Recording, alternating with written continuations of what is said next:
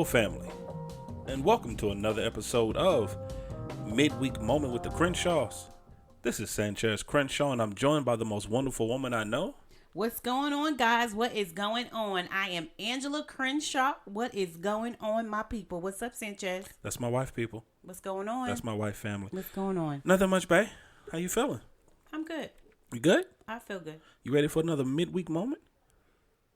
Yeah. Yeah? It's a moment. It's a moment? Can we actually do a moment? Because last time we didn't do a moment. Well, it just kind of depends on your definition of moments. Okay. Well, go ahead. Let's see what your moment going to be. Go for it. All right. Actually, you know what? This week we're going to do it a little differently. Okay. We're going to just kind of hop right in. Not even doing housekeeping, because I know you don't really like that. It's not that I don't like it. No, you should do housekeeping. No, we're not going to do it this time. Not going to do housekeeping at the end? Possibly, maybe. I may not even do housekeeping at all. We'll see what happens. You should do housekeeping, then your house is dirty. Probably do it on the end. Okay, then your house is unorganized. Yeah, and I know how you feel about unorganized homes. Yes, I do. Now, here's the thing, though. Yeah. Typically, I do a setup. Typically, I have a question for you. Mm-hmm. Typically, you look at me like I'm crazy, and then you give me some answers, and we go from there. Go ahead. This week, I don't have a question. This week, I need your help. With? Okay, so here's the scenario. Maybe I do have a question, but here's the scenario. Wouldn't that be a question? Not really, not necessarily. Okay, go ahead. All right, so here's the thing. Okay. You are, without question, and no joking, one of the most the most positive person that I know. Okay. You are a person that sees the good in everything. I try. I choose joy. You choose joy. I choose joy every single day. Every time you choose joy. Every time I choose joy. You see the good in people. I do. Even my favorite. I give them grace. You do. Not that I can see good. I believe all things are good, but I give them grace.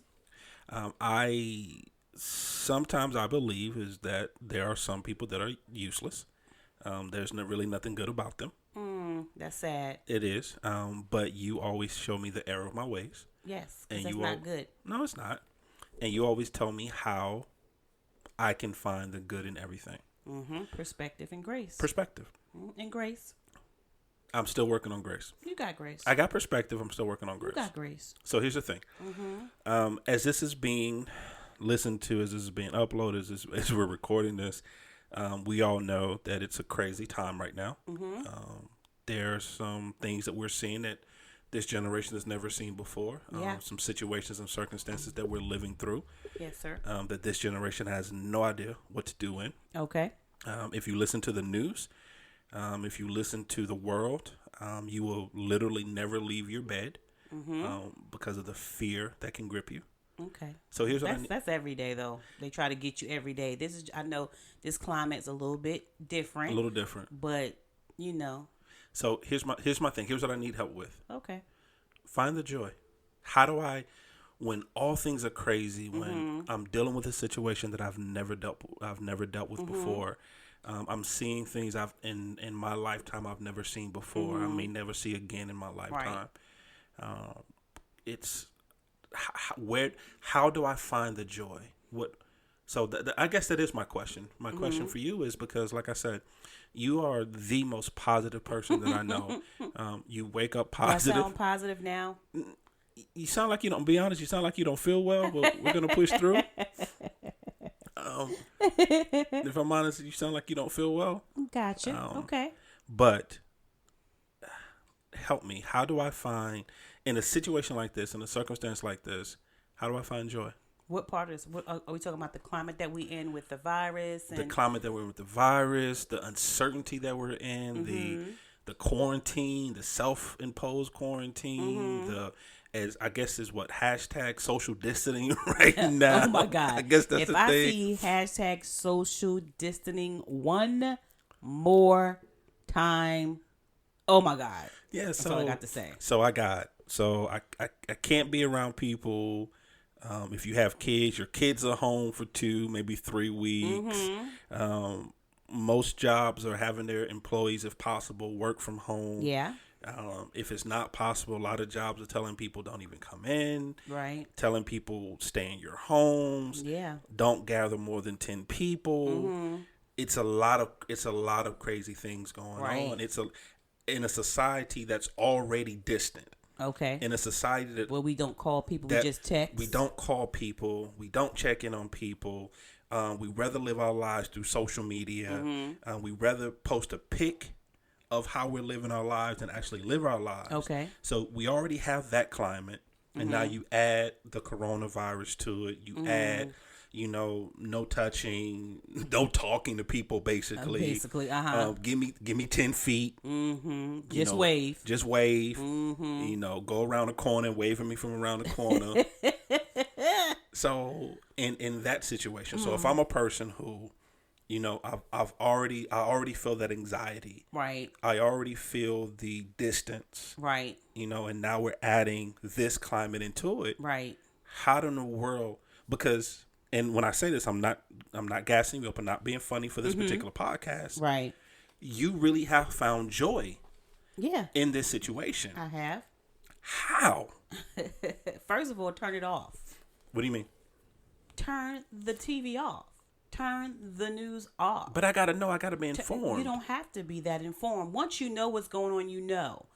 I don't think you have to watch every single thing, every CNN, everything about what's going on with the coronavirus. I don't think so. I don't think every social media gathering, Instagram is talking about it. Facebook is talking. Everybody's Twitter is talking about it. Everybody is talking about it. Turn it off. Turn it off. Because all you doing is just putting more fear in yourself. But it's not necessary. But isn't that a lot easier said than done, though? What, to turn it off? Yeah. Nope. Like right now, turn your phone off. Well, turn it off. It's done. See? Done. True. No, seriously. It's turning it off. We always want to be informed about something. We know what's going on. You've been informed. Right. So now turn it off. For instance, all right. So the kids are home. Let me just backtrack. Okay, backtrack a little bit. Where I find joy. About the kids are home for what, 2 or 3 weeks, right? Definitely two, possibly a little longer. 3 weeks, right? And I do understand you got to get, as a parent, you got to get your mind right, first of all. Your mind got to be right. And I say that only because summertime, you got time to get your mind right. You know the exact day that your children are going to be with you for X amount of time. Right. Parents didn't even have an opportunity to blink, and they were like, don't even send your kids back. They're home with you. So you didn't get prepared. You didn't have time to prepare for it. And I got it. I understand that. But okay, but they're there. So what do you do with that time? Like, so now you don't have to pack lunch, right? You don't have to pack lunch, but you still can pack lunch. You and the kids can pack lunch. You and the kids can make dinner. You and the kids can read books. Those are the times that you've been at work saying, I wish I spent more time with my kids. So many parents, and you have been at work and say, do I work too much? Am I spending enough time with my baby? So now here you are with a free 2 weeks. You didn't have time to get together. I got it. To spend time with your kids and make the most of it. Now parents are homeschooling. There's some parents who question sending their kids to public and private school. And they always say, dang, what would happen if I homeschool? Guess what? What would it look like if I did this? Guess what? This is what it looked like because you're about to homeschool now. So these are things and questions that we've been asking and wondering what it would look like homeschooling. You get a chance. What it would look like if I spent more time with my kids. This is the opportunity to do that now. This is the opportunity to have a good time. I wonder, I'm so sick of coming into the office. What would it look like if I worked at home? I would love to work at home. Guess what? Now some people have that opportunity. Now you have the opportunity to work at home. Now you know. So now my thought process is why I bring joy, because I've always wondered how it is to work from home. So my job just said, hey, by Friday you guys are going to get laptops and you're going to work from home. So there's two things that's going to happen. Either I'm going to love working from home, or when I do get back to the office, I will never ever complain again that I want to work from home. You'll never have that question again. I won't have that question. You see what I'm saying? So it's issues and things are coming our way every single day, not just with the coronavirus, but we go through something every single day. But it's your perspective and how do you think about it, and how can you flip it? What are your thoughts on it? How can you change it? How can you make a negative a positive? And I really think that you can. Even when I go to every store, no toilet paper. What is that about America? People. Family. Can family. somebody please? I'm sorry. Oh my gosh. I don't mean to go off on a tangent. Oh! But if somebody could just email us at the Crenshaw Corner at gmail.com. Text us. Once again, no, don't text us. Once again, but email us at the Crenshaw Corner at gmail.com. And if somebody can explain the toilet paper theory. Toilet paper situation. Because I don't get it. Because the last time I checked, corona is a respiratory infection. Right. It's not a digestive. Right. It's not like Montezuma's Revenge. Right. So I'm confused on why every store, everywhere, there's is out of toilet paper.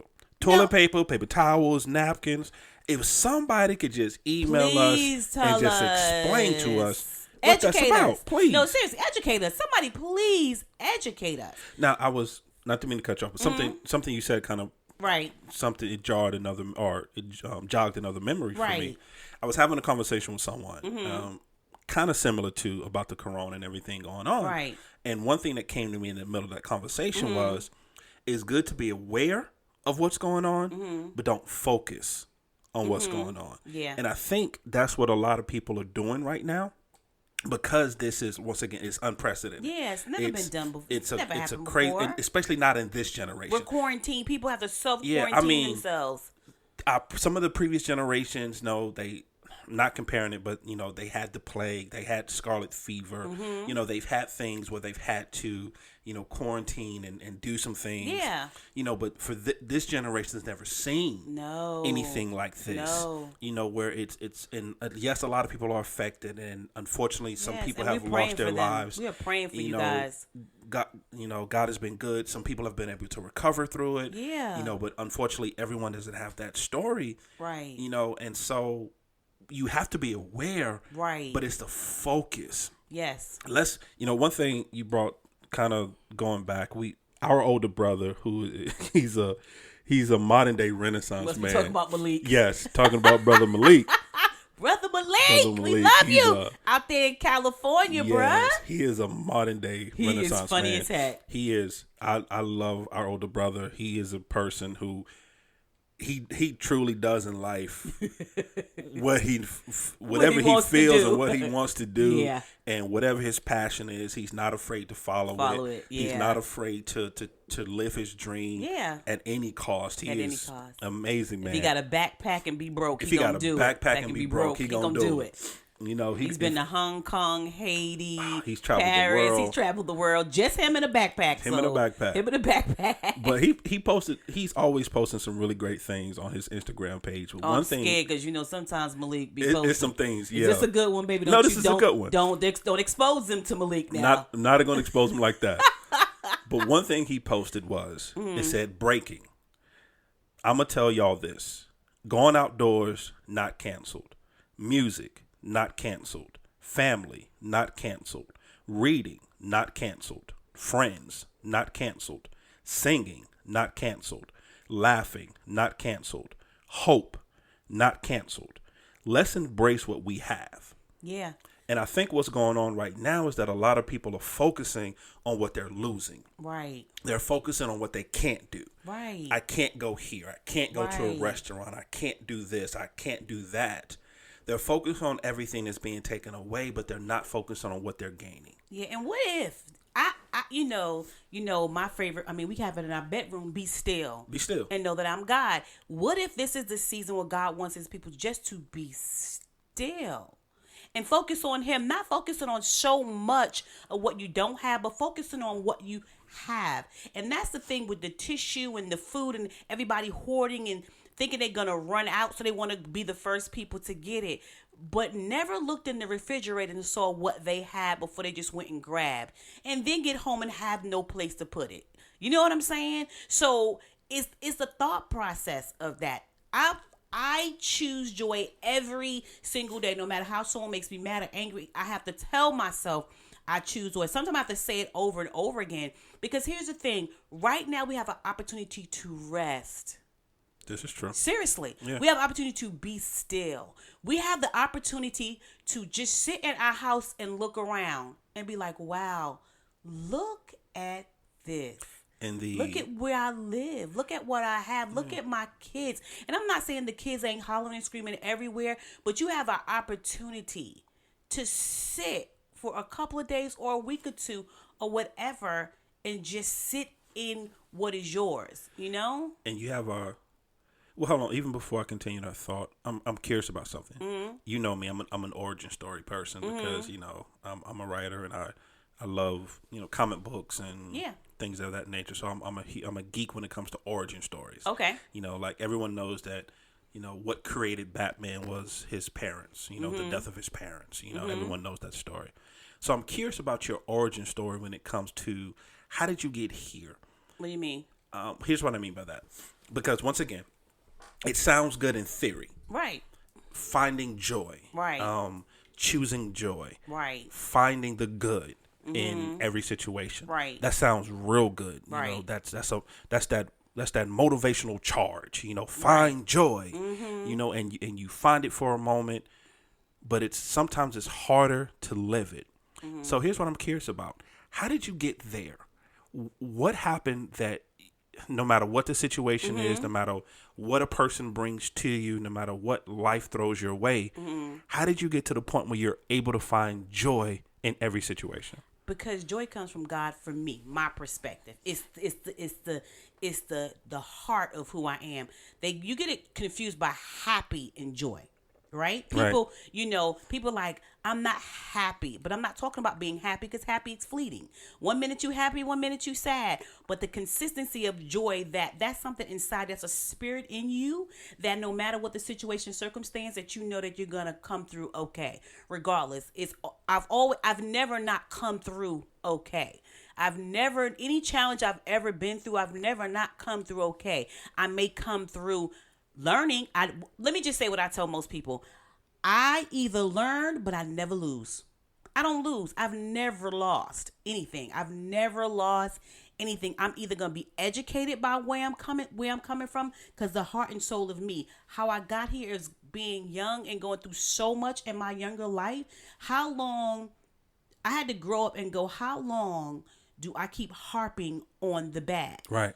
I've had greater days than I had bad. I'm an adult. I'm 52, right? You're a great 52 too. You. Girl. I'm you 52. Sexy 52. Hey, player. Huh? Oh, I'm sorry. I'm 52, and those things happened to me in my childhood. Right. Not that they weren't real, not that they didn't hurt, but I had to go, how long will I live out the 10 years when I've already lived 42? Great years. You see what I'm saying? Yeah. And so that's what consumes me to always choose joy. And that's joy for me is what God gives me. That's my right to be joyful. My heart, my spirit, what he pours into me. Now it's my choice if I want to be happy, because again, that's just fleeting. Today I'm happy, today I'm sad, but I choose not to do that. And when I say I choose joy, that means I not only choose joy from my soul, but I have to grab hold of happy. You know what I'm saying? Because they're two different things, and I think that people need to understand that right now in this climate that we're in, it is some hard times, but grab hold to happy from your heart, from where joy lives. Okay. Does that make sense? It does. Okay. Actually, it makes perfect sense. All right. But let me play the other side for a moment. Play whatever side you want, player. So, your job is not shutting down. No. Even if it does, your job is giving you the ability to work from home. Right. Which means that you're going to still be earning income. Right. I'm an hourly employee. Mm-hmm. The job I have, I'm not able to work from home. Right. The time that I'm out, either I have to use up all my vacation time. Okay. Or I don't get paid for it. Okay. Or if I'm in a situation where I don't have vacation time and I don't get paid for this time that my job is closed. Okay. I got bills due. Yeah, you do. I got rent. I got a mortgage. I got kids that need things. I got a car payment. So it sounds real cute because your job is not closing. You're still having income. Right. Your husband's job is not closing. He can work from home. He's salaried. Right. He has a steady income coming in. Right. Financially right now, you don't have to worry about that. Mm-hmm. So how dare you look at me for someone who is an hourly employee? I'm not sure how. I don't even know if I'm going to be able to pay my rent, depending on how things go. Mm-hmm. I don't know how long this thing is going to last. Mm-hmm. How dare you tell me just choose joy? I mean, so that's the other side. So talk to that. So Well, okay, first of all, does that make sense what I just said? It makes absolutely sense. What's in your hand? What is available to you right now? Right now, what is available to you? What is in your house when you're thinking like, I don't have enough food? What's in your house right now? What can you utilize? You know, like you're saying, I don't know what's going to happen next. But what you do and what you can handle is what's happening right now today. We don't know how long this is going to last. People have already made this last 5 weeks, 16 days, and 42 hours already. We don't know how long this is going to last. But what we can do is our very best right now, where we are at this moment, at this second.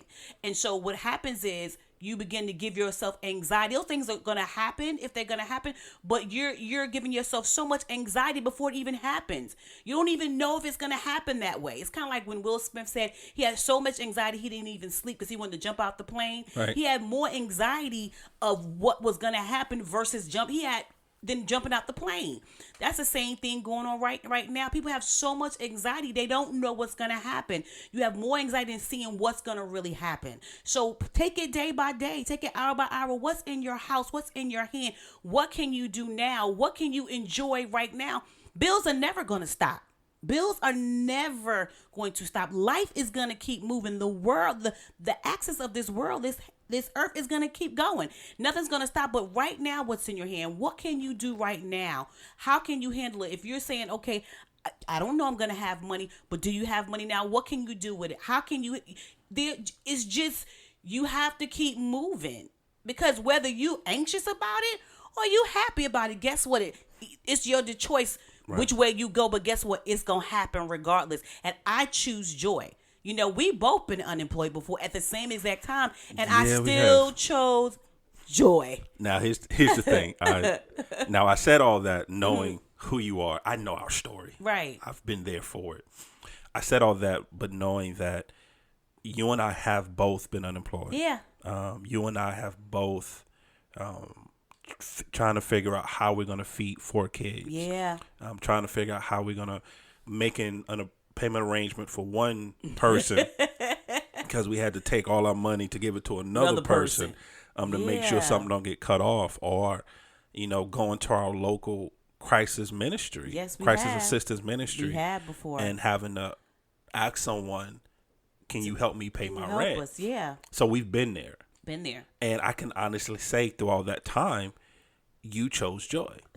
No matter how many disconnect notices we received, no matter how many jobs told us no, no matter how many times we looked in our account and no money was coming in there. Money kept going out, but when no money was coming in. But yet through all that, you chose joy, and which has always been amazing to me. So just for a moment, I'm gonna just talk about you for a moment. You have always been amazing to me when it comes to that.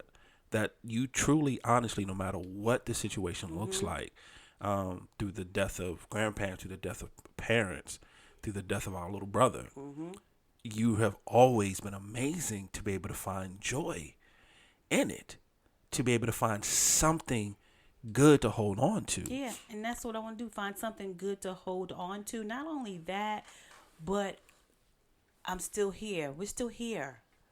Every day that we're still here, we can do something. You know, we can be good to one another. We can be good to our kids. You know, we were unemployed, but we were healthy and whole. Our kids were healthy and whole. You know, we had a roof over our head. We were trying our best. And I just knew, and I just feel like even now, this world, we're going to be okay. This too shall pass. It may bruise you, but it won't kill you. Here's the thing I do know about the human race. Even though I don't like the human race a lot of the time. Be quiet. I don't like the human race a lot of the time. Shut it up. But the human race is resilient. Yes, we are. We are very resilient. Yes. And we bounce back. Yes, we do. We get bruised. Yeah. We get broken. But we don't get defeated. Yeah. And we bounce back. And the one thing you said that I find amazing throughout this entire conversation that we've had is that you have to find the good to hold on to. Yeah. In any situation, there's something. It is. So, for my parents who are going through it right now, your job is uncertain, your kids are at home, they're bouncing off the walls, you're uncertain about bills. But the joy is that you have the kids bouncing off the wall. Yeah. The joy is that they're there, they're healthy. Yeah.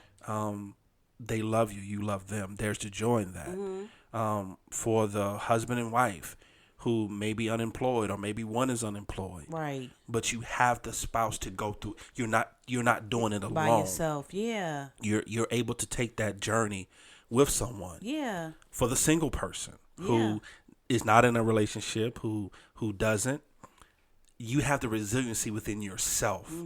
You have that self-confidence. You have that self-determination within you. Yeah.